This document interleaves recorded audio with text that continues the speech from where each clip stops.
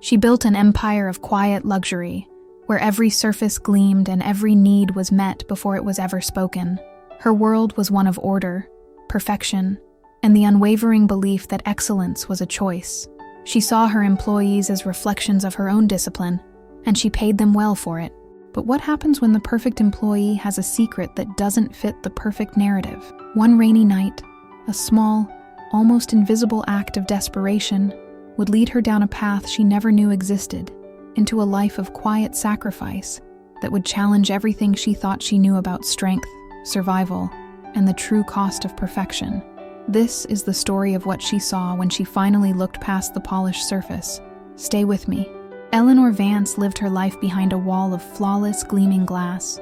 At 58, she was the architect of the Celeste Hotel Group, a chain of boutique luxury hotels, so meticulously curated they felt less like buildings and more like living works of art. Eleanor herself was cast from the same mold. With fair skin, piercing gray eyes, and silver blonde hair cut in a severe, elegant blunt cut that grazed her jawline, she was the embodiment of the brand she had built from the ground up. Controlled, sophisticated, and unyieldingly perfect. She was a woman with a slim, almost severe build, always dressed in sharp, monochromatic suits. Her philosophy was simple and brutal. Success was the direct result of discipline, and there was no room for excuses. Her flagship hotel, the Celeste Grand Chicago, was her crown jewel, a gleaming tower of steel and glass that pierced the clouds over the magnificent Mile. Eleanor knew every inch of it. She often walked the floors late at night, long after the executive team had gone home, her footsteps silent on the plush carpets. It was on one of these nights, with a cold autumn rain lashing against the windows, that she saw something that snagged on the perfect fabric of her world. From the quiet observation deck of a security camera feed in her office, she was watching the evening housekeeping staff perform their final turndowns.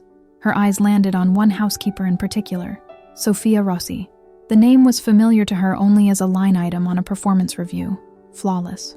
In 5 years, Sophia had never been late, never called in sick, and had never received a single guest complaint. She was a ghost of efficiency, a model of the quiet excellence Eleanor expected.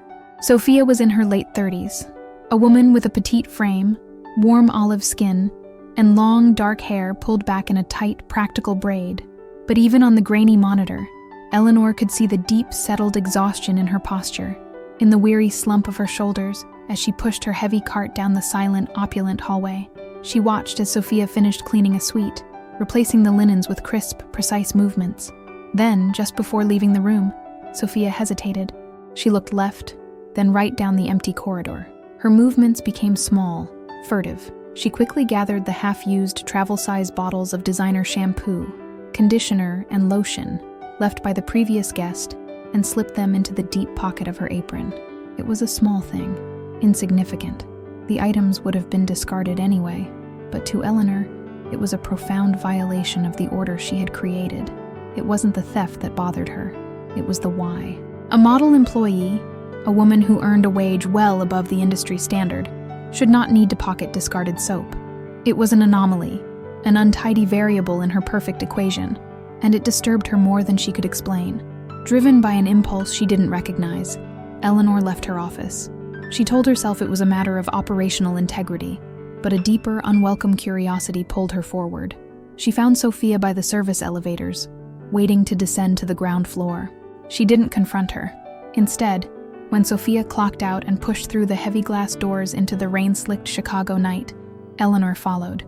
She kept her distance, a silent shadow in a long wool coat, as Sophia walked several blocks to the L train station. The train rattled and screeched, carrying them away from the glittering, wealthy heart of the city and into the older, grittier neighborhoods of the West Side. The passengers thinned out, their faces etched with the fatigue of a long day. Eleanor, in her tailored suit and leather gloves, felt like a foreigner in her own city. Sophia got off in a neighborhood of old brick bungalows and tired two-flats, where the streetlights cast a watery, uncertain glow. She walked with her head down against the biting wind, her thin jacket pulled tight. She turned up the walkway of a small, tidy house, where the paint was peeling around the edges of the front window, and unlocked the door. Eleanor stopped across the street, partially hidden by the dripping branches of a maple tree. A light flickered on inside, illuminating a living room that was not a living room at all. It was a makeshift hospital room. In the center of the space stood a hospital bed, and in it lay an elderly man, frail and thin, with an oxygen tube clipped to his nose. The room was crowded with medical equipment, and the air of quiet, constant crisis was palpable even through the glass. Sophia went to him immediately, her exhaustion falling away as she stroked his forehead and spoke to him in a soft, gentle voice. On the small bedside table, among bottles of prescription medication and a glass of water, Eleanor saw her. Sophia carefully lined up the tiny stolen bottles of hotel toiletries, and in that instant, Eleanor understood. This wasn't about theft. This was about survival. This was about the crushing weight of a life that existed far beyond the pristine walls of the Celeste Grand. As Eleanor stood frozen in the cold rain, she heard their voices faintly through the window. The old man's voice was a rasping whisper, but Sophia's reply was clear, laced with a love so fierce it was almost painful. "Don't you worry, Papa," she said, her voice bright with a forced cheerfulness. "The pharmacy said we can pay the rest next week. I'm picking up another double on Saturday. We'll make it work. We always do. We always do." The words echoed in the silent, rainy street, a testament to a strength Eleanor had never known, and a desperation she had never allowed herself to imagine.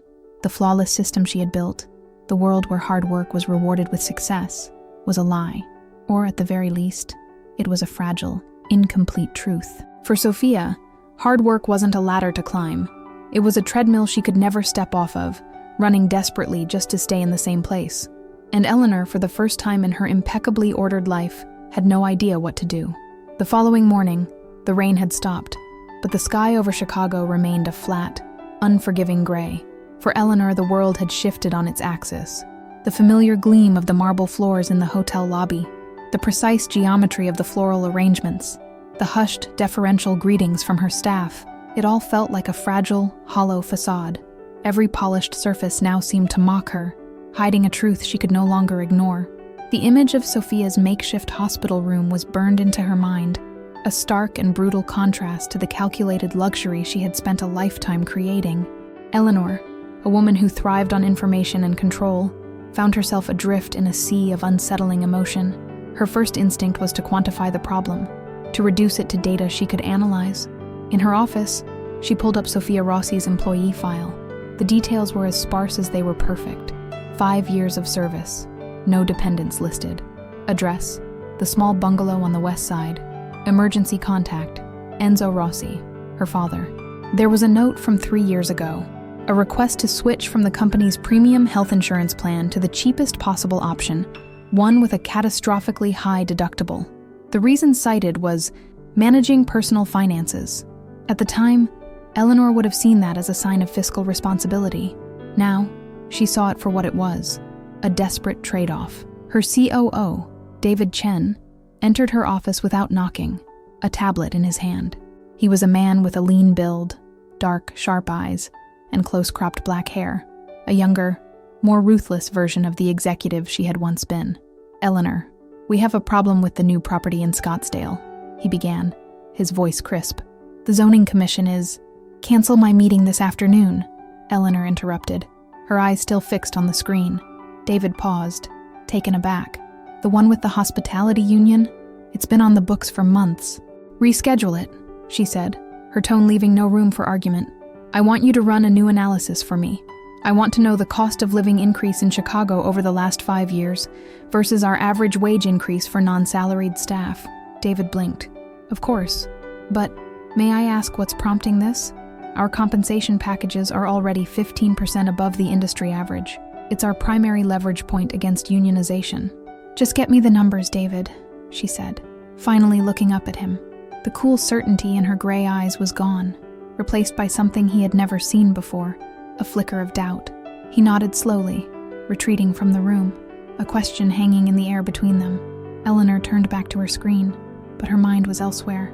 It was in the past, a memory, long buried under decades of relentless ambition, surfaced with painful clarity.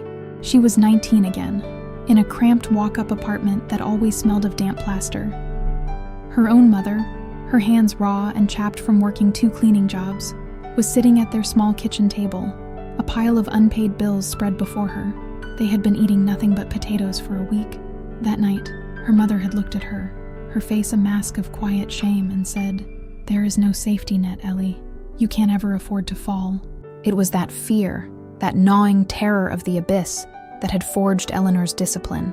She hadn't just climbed out of that life, she had paved it over with steel and concrete, vowing never to look back. Until now, that evening, unable to focus on work, Eleanor found herself driving. The city lights blurred into streaks of gold and red as she navigated the familiar streets. But this time her destination wasn't her pristine downtown condominium. She was drawn, against her better judgment, back to Sophia's neighborhood.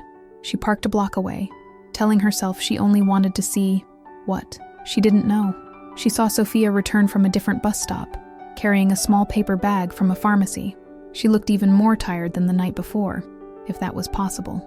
As Sophia walked toward her front door, a car pulled up to the curb, a dark, unassuming sedan. A man in a cheap suit got out and approached her. Eleanor couldn't hear their words, but the language of their bodies was universal. The man's posture was aggressive, demanding. Sophia's was the opposite. She shrank back, her hands raised in a placating gesture, her head shaking. The man handed her an envelope, said a few more sharp words, and then drove away. Sophia stood frozen on her lawn for a full minute, staring at the official-looking envelope in her hand. Then, with a shudder that was visible even from a distance, she tore it open. Eleanor watched as Sophia's face crumpled, her carefully constructed composure dissolving into raw, silent despair. She leaned against the railing of her porch, her shoulders shaking with sobs she seemed to be trying to swallow. This was the first major twist, the moment the picture sharpened into something even more desperate than Eleanor had imagined. It wasn't just the slow crush of medical bills. This was an immediate crisis. This was a predator at the door. Eleanor's hands gripped the steering wheel, her knuckles white. The wall of glass she had built around her heart for 40 years didn't just crack, it began to shatter. The 19-year-old girl who had lived on potatoes was screaming inside her. The CEO, the strategist, the unyielding titan of industry, was gone. In her place was just a woman, watching another woman break. And in that moment, the question changed. It was no longer, "Why is this happening?" It was, "What am I going to do about it?" She drove back to the hotel, not in a state of confusion, but with a terrifying, unfamiliar clarity. She walked through the silent lobby, past the night manager who nodded at her respectfully, and straight to the front desk. "Get me Sophia Rossi's personal phone number," she said to the night clerk, her voice low and steady. "And then call her. Tell her I need to see her. In my office. First thing in the morning." The next morning, Sophia Rossi stood before the heavy oak doors of Eleanor Vance's office, her hands trembling so badly she had to clasp them together to still them. The summons had been a cold dread in the pit of her stomach all night. This was it. She was being fired for a few half-empty bottles of lotion. The absurdity of it was so painful it was almost funny. She had survived so much, fought so hard, only to be brought down by something so small. She took a deep breath, straightened her uniform, and knocked. Eleanor's office was on the top floor, a cavernous space with floor-to-ceiling windows that offered a godlike view of the city. It was a room designed to intimidate, filled with minimalist art and furniture that cost more than Sophia earned in a year. Eleanor sat behind a vast, empty desk of polished obsidian, not looking at Sophia, but at the gray, indifferent sky. "Sit down, Sophia," she said, her voice quiet but carrying the unmistakable weight of command. Sophia sat on the edge of a leather chair that was too deep to be comfortable, her back ramrod straight. She felt like a specimen under a microscope. "Mrs. Vance," she began, her own voice thin and reedy. I know why I'm here, about the toiletries. I am so sorry. There is no excuse. I am prepared to pay for them, of course, and I understand if you have to let me go." Eleanor turned her gaze from the window to Sophia. For the first time, Sophia saw the woman up close. The lines around her eyes were deeper than they appeared from a distance, etched not just by age, but by a profound, familiar weariness. "The toiletries are not the issue," Eleanor said, her voice softer than Sophia had ever heard it. She folded her hands on the desk, a gesture of almost regal composure, but her knuckles were white. "I saw you last night, Sophia, outside your house, with the man in the car. I saw what was in the envelope." The blood drained from Sophia's face. The room seemed to tilt. This was a violation far deeper than a search of her cleaning cart. Her home, her father, her private, desperate shame. It had all been witnessed. The careful walls she had built between her two lives came crashing down. The fight simply went out of her. "It was an eviction notice," Sophia whispered, the words tasting like ash in her mouth. "The third one. The man, he's from a private lending company. I had to... Papa needed a treatment. Something experimental. The insurance wouldn't cover it." Her voice broke, and the tears she had held back for months finally came, hot and unstoppable. "It didn't work. And now we owe... everything. I'm going to lose the house. My father is going to die on the street." She buried her face in her hands, her body racked with the kind of sobs that tear a person apart from the inside. All the pride, all the resilience, all the quiet promises she had made to her father that she would make it work, dissolved into one raw, hopeless sound. Eleanor stood up from behind her fortress of a desk. She walked around it and did something that defied every rule of their separate worlds. She pulled the other visitor's chair closer and sat down, not as a CEO to her employee, but as a woman to another woman. The space between them was now intimate, charged. "My mother," Eleanor said, her voice low and thick with memory, "used to clean offices in a building not very far from here. When I was 19, we lived in a fourth-floor walk-up with a leaking ceiling. For one entire winter, we ate nothing but potatoes. Boiled, baked, fried. That was all we could afford." Sophia looked up, her tear-streaked face a mask of confusion. Eleanor's gaze was distant, seeing a ghost in the opulent room. "I remember the day the landlord nailed an eviction notice to our door. I watched my mother stand there and read it, and I saw something in her break. She looked at me and said, 'There is no safety net, Ellie. You can't ever afford to fall.'" Eleanor finally met Sophia's eyes, and the connection between them was sudden and electric. A bridge built across a 40-year chasm of pain and experience. "I know what it feels like to be at the edge of that abyss, Sophia. I know the terror of having nowhere else to go." This was the true revelation. It wasn't an act of pity from a wealthy benefactor. It was a confession. Eleanor Vance, the queen in her glass castle, was a ghost from a life Sophia was living right now. The power dynamic in the room didn't just shift, it evaporated. "You are not going to lose your house," Eleanor said, her voice now firm, not with command, but with a fierce, protective certainty. "And your father is not going to die on the street. This is not charity. This is overdue." She leaned forward, her expression clear and focused for the first time that morning. "That man from the lending company will be dealt with. Our corporate counsel will handle him. We will restructure your father's medical debt, and we are moving him. There is a private hospice facility upstate, quiet, dignified. He will be comfortable there. The company's new Compassionate Care Fund, which I am creating today, will cover all of it." Sophia could only stare, breathless, as Eleanor laid out a plan with the same precision she used to acquire a new hotel property. The tears still flowed, but they were no longer tears of despair. They were tears of a relief so total and so unexpected, it felt like its own kind of pain. For years she had been a swimmer fighting a relentless tide, and now a hand had reached down and lifted her out of the water. "Why?" Sophia finally managed to whisper. "Why would you do all this?" Eleanor looked out the window again, not at the city, but at her own reflection in the glass. She saw the 19-year-old girl standing beside the 58-year-old woman. "Because for 40 years," she said, more to herself than to Sophia, "I've been running from that girl in the walk-up apartment. And today, I finally realized I should have been trying to save her." The weeks that followed were a quiet, seismic shift, not just for Sophia, but for the entire ecosystem of the Celeste Hotel Group. True to her word, Eleanor moved with the swift, surgical precision of a CEO who had just identified a critical flaw in her own design. The predatory lender vanished, his calls silenced by a single, chilling conversation with the hotel's corporate law firm. The eviction notice became a ghost, its power dissolved. Sophia's father, Enzo, was moved to a private hospice facility in the gentle rolling hills north of the city. It was a place of quiet gardens and sun-drenched rooms, where the air smelled of lavender and clean linen instead of antiseptic and fear.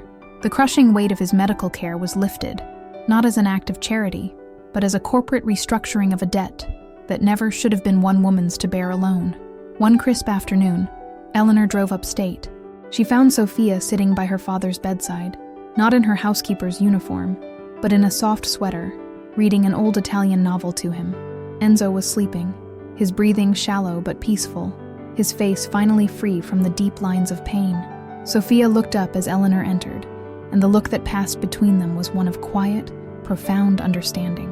There were no grand speeches, no effusive thanks. There was only a shared silence, a recognition of a debt paid and a life honored. In that quiet room, surrounded by the gentle, inevitable march toward the end, Eleanor didn't feel the cold fear of the abyss she had run from her whole life. She felt the simple, grounding weight of human connection.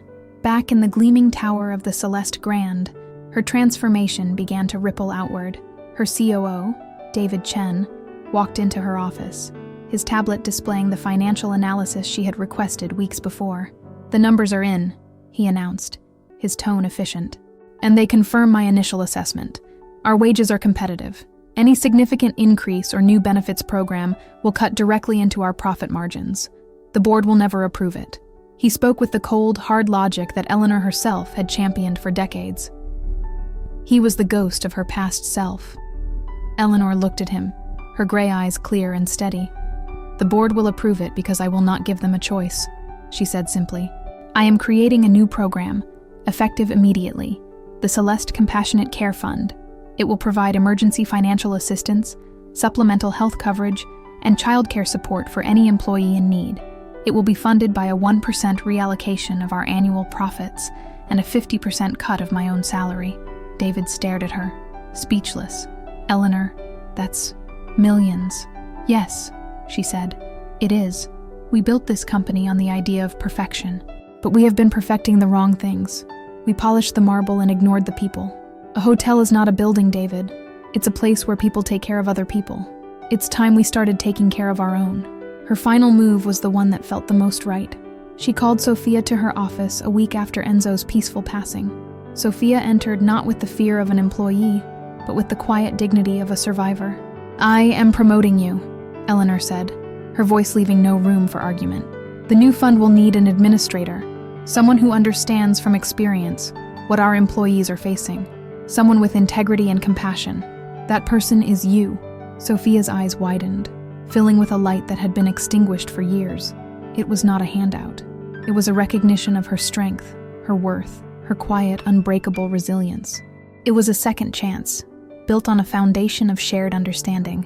That night, Eleanor stood once more before the great glass wall of her office, looking out at the glittering, indifferent city. The view was the same, a tapestry of a million distant lights, but she was no longer the master of it, a queen in a cold, sterile castle. She was a part of it. She no longer saw a skyline of concrete and steel. She saw a constellation of homes, of lives, each one a fragile, flickering light against the dark. For 40 years, she had lived by her mother's warning. There is no safety net, but she finally understood. A safety net isn't just a pile of money you save to catch you when you fall. It's the hands you reach out to catch someone else. The wall of glass was no longer a barrier. It was just a window. And for the first time, she could see everything.